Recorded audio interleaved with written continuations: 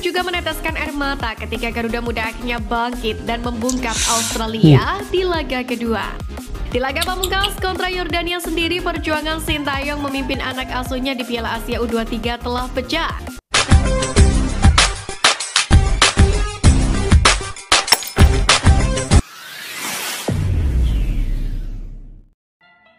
Assalamualaikum dan salam persaudaraan, salam sepak bola Piala Asia U23. Kita masih dalam kegembiraan dengan kemenangan Indonesia melawan Jordania 4-1 ya.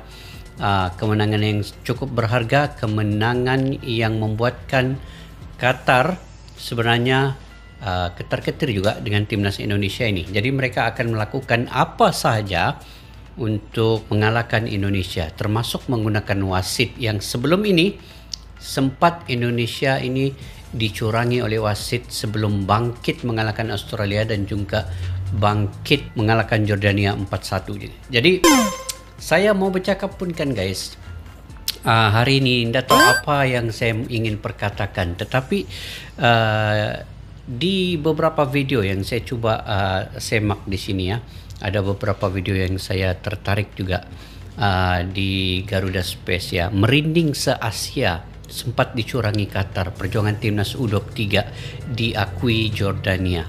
Oke, PSSI juga kontrak STY disambung sehingga 2027. Yuk kita simak dulu video ini sama-sama guys.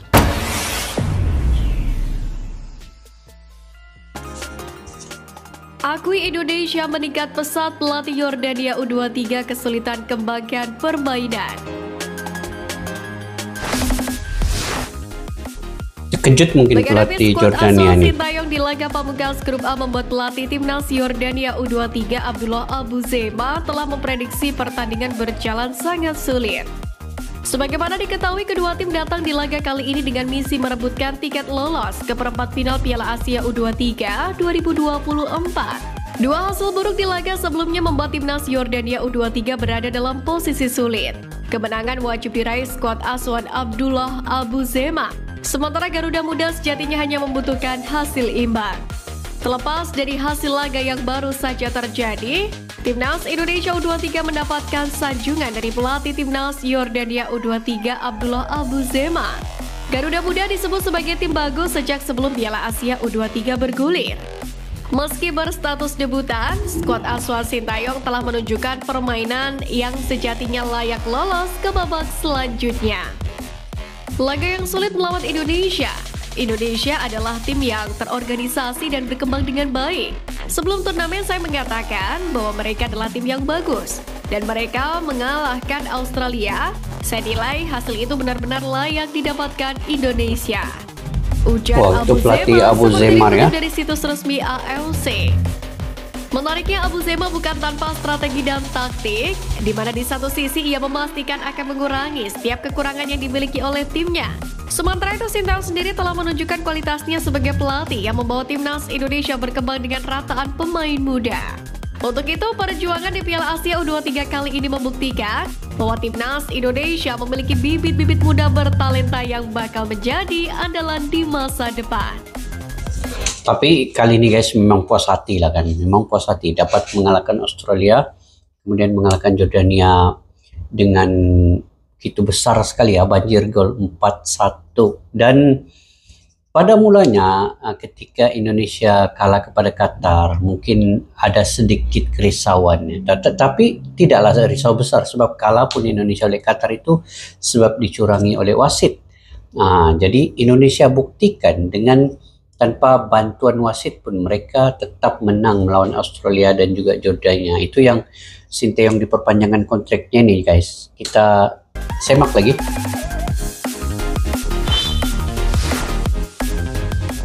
Fakta laga Garuda Muda kontra Yordania U23. Oke, ini dia punya fakta-faktanya. Pertama, pertemuan perdana. Laga pamungkas grup A Piala Asia U23 2024 menjadi pertemuan pertama timnas Indonesia Yordania U23 dengan timnas Indonesia U23. Di level senior, Indonesia memang memiliki rekor buruk atas tim Timur Tengah tersebut. Namun sejak berlangsungnya Piala Asia U23 maupun babak kualifikasi serta laga uji coba, keduanya sama sekali tidak pernah bentrok. Maka tidak heran jika laga yang baru saja berlangsung begitu sengit. Kendati demikian, terlepas dari hasil laga, perjuangan Garuda Muda pun telah layak mendapatkan apresiasi lebih, terlepas dari kontroversi yang terjadi di Piala Asia U23 Qatar kali ini. Kedua, dukungan supporter tak pernah surut. Oh, ini memang betul ini guys. Penuh stadion tuh Indonesia punya pendukung ya. Di Qatar, Garuda Muda selalu mendapatkan dukungan dari supporter yang datang langsung ke stadion. Hal tersebut tentu menjadi tambahan motivasi Rizky Ridho dan kawan-kawan. Terbukti sejak laga perdana penyisian grup, sekitar 3.000 pendukung Garuda Muda selalu meramaikan pertandingan. Bahkan yel-yel tak berhenti selama pertandingan berlangsung. Hal tersebut membuktikan bahwa militansi supporter tanah air tak pernah diragukan dimanapun skuad Asuhan Sintayong bertanding.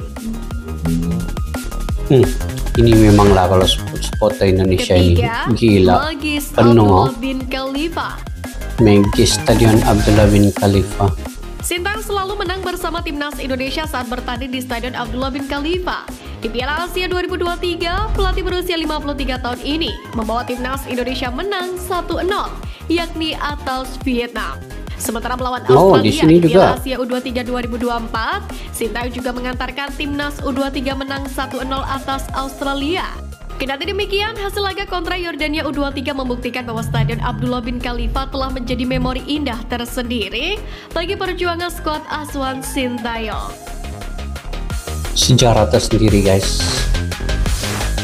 Hebat emang. Perjuangan telah dilakukan, PSSI bersiap perpanjang kontrak Sintayong. Bersiap perpanjang kontrak Sintayong guys. Untunglah Indonesia dapat Sintayong. Supporter timnas Indonesia akhirnya bisa bernafas lega karena PSSI menyiapkan kontrak baru untuk Sintayong hingga 2027. Sebagaimana diketahui, kontrak Sintayong bersama timnas Indonesia akan berakhir pada Juni 2024 ini setelah sempat diperpanjang pada Desember 2023 lalu. PSSI dan Sintayong telah bersepakat akan memperpanjang kontrak jika mampu memenuhi dua syarat. Pertama, membawa timnas Indonesia lolos ke 16 besar Piala Asia 2023, di mana syarat tersebut sudah mampu dipenuhi oleh Sintayong. Sementara target kedua adalah pelatih asal Korea Selatan itu juga harus membawa timnas Indonesia U23 untuk lolos dari fase grup Piala Asia U23. Juga sudah tercapai. Komitmen Ketua Umum PSSI Erick Thohir telah merasakan perjuangan Garuda Muda selama berlangsungnya turnamen. Erick Thohir sendiri bahkan sempat tidak terima ketika Rizky Ridho dan kawan-kawan dirugikan wasit pada laga perdana kontra tuan rumah Qatar. Tidak hanya itu, Erick Thohir juga meneteskan air mata ketika Garuda Muda akhirnya bangkit dan membungkam Australia di laga kedua. Di laga pamungkas kontra Yordania sendiri, perjuangan Sintayong memimpin anak asuhnya di Piala Asia U23 telah pecah. Menariknya, sikap berbeda tetap ditunjukkan pengamat sepak bola tanah air Tommy Welly. Pengamat yang akrab disebut Toel tersebut menyatakan bahwa penilaian Sintayong tentang kualitas pemain lokal atau local pride yang lemah salah semua. Buktinya dengan dominasi pemain lokal, toh Indonesia mampu mengalahkan Australia yang notabene lebih kuat. Bahkan Toel menegaskan bahwa jika Sintayong mendapatkan perpanjangan kontrak harus diberi target emas Olimpiade. Dari ucapan tersebut jelas, Bung Toel tetap tidak mau mengakui peran Sintayong dalam laga bersejarah ini.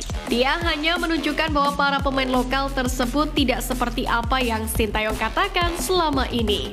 Padahal Sintayong sendiri menegaskan bahwa kiprah timnas Indonesia U23 kali ini terlepas dari kolaborasi pemain Liga 1 dan pemain abroad yang sama-sama berjuang demi lambang Garuda di dada.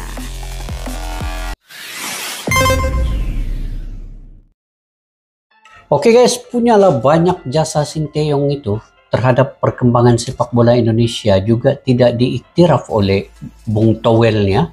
Tapi tidak apalah kita abaikanlah Bung Towel ini. Mungkin dia salah satu daripada jutaan rakyat Indonesia itu yang mengkritik Sintayong. Dan akhirnya sebenarnya apa yang dilakukan oleh Sintayong itu dia yang paling terbaik sebenarnya untuk Indonesia. Dan Bapak Erick Thohir sendiri memperpanjangkan kontrak Sintayong itu, saya punya pandangan pun, kalaulah contohlah Indonesia tidak dapat ke 8 babak besar, kemudian Sintayong tidak dapat mencapai target, saya tetap akan memperpanjangkan kontrak Sinteyong ini. Sebab dia dapat membina bibit muda ini.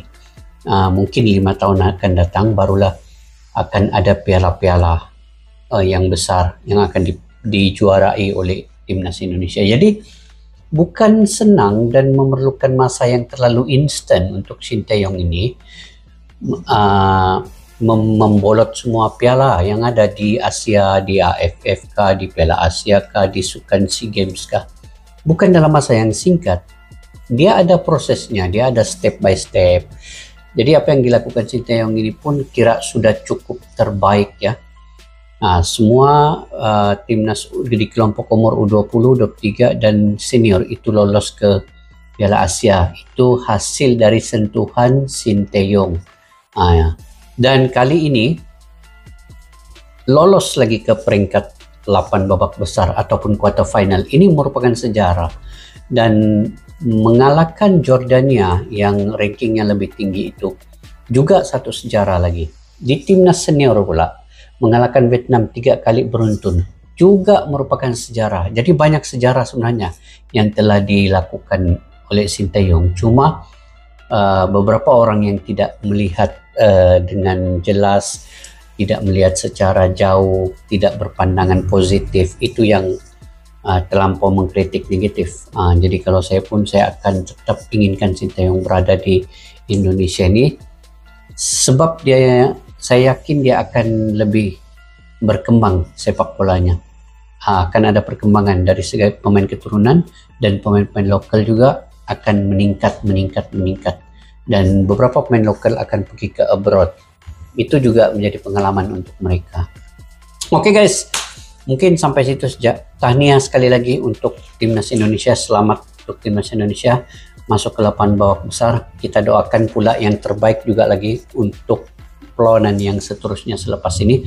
Mudah-mudahan akan pergi ke semifinal pula. Itu yang otomatis ke Olimpiade. Kita doakan yang terbaik guys. Oke, bagaimana menurut kalian terkait dengan perkara ini? Mungkin kalian ada pandangan pribadi sendiri. Kalian beri komentar di ruang kolom di bawah. Oke, jika kalian suka dengan saya punya reaksi dan komentar terkait dengan sepak bola Indonesia ini, kalian jangan lupa untuk dukung juga support channel Askalani Studio dengan menekan butang subscribe, like, share, dan komen juga. Saya sangat menghargai dukungan kalian. Mudah-mudahan kalian dimurahkan rezeki, diberikan kesehatan. Sampai jumpa lagi. Assalamualaikum warahmatullahi wabarakatuh. Bye-bye.